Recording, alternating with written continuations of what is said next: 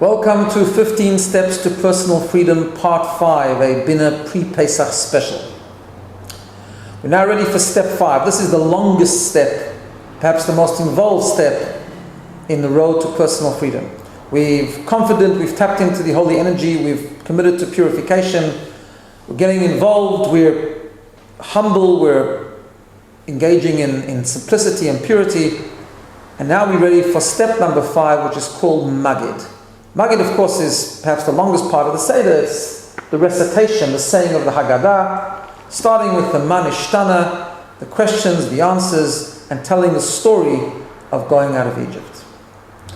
Personal freedom cannot be achieved alone. Personal freedom and growth needs to be achieved through communication, through verbalizing and telling a story. And a story involves many different parts.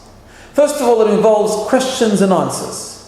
Because when we grow, we need to explore, we need to analyze, we need to confront ourselves, we need to ask ourselves questions. We need to challenge ourselves. Question symbolizes the concept of challenge. Without challenging ourselves, without challenging those around us, we can't really grow. Another part of the Maggot is that the Maggot, as does the whole Seder, but the Maggot particularly, involves the concept of children. The children ask the Manishtana.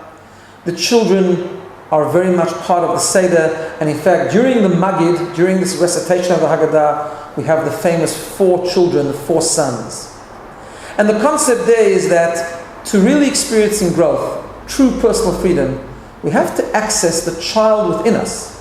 We all have a child. We all have that little innocent child that's within us. We might have done all kinds of things throughout the years. We might not feel so innocent like a child. We might even feel a little bit guilty. But deep down at our foundation, we have the innocence and the purity of a child. And that needs to be accessed and tapped into during the recitation of the Haggadah. And then there's another very important concept of Maggot. Maggot, when we recite the Haggadah, if you look at it in English, and one should feel free to say it in Hebrew or in English or in any language, you will notice that it talks about the good times and the bad times. It talks about where we've come from and where we're going to. How low we used to be, how high we've become. And all of that is so important in the road to personal freedom, because we need to acknowledge that we have strengths and weaknesses. We need to acknowledge and appreciate how we have grown over the last year. We need to identify the strengths that we have. We also need to identify the weaknesses. We need to identify that we had weaknesses which we did work on and we did improve, and each one of us have improved somewhat, and we're going to keep on going.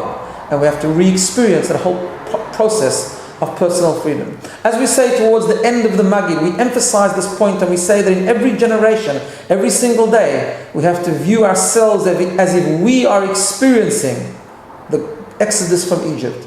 Saying the Haggadah, discovering the child within us, challenging ourselves with the questions and answers, acknowledging the good, acknowledging the bad, moving on, telling the story, acknowledging what we have to do and where we have to go to and where we've come to, all makes it possible for us to experience that Yetziat Mitzrayim, the going out of Egypt. So Maggot is a very important step. Perhaps it's the main component perhaps of the Seder, one of the main components, where we actually start to experience and acknowledge and identify the areas of freedom that we ourselves personally are experiencing.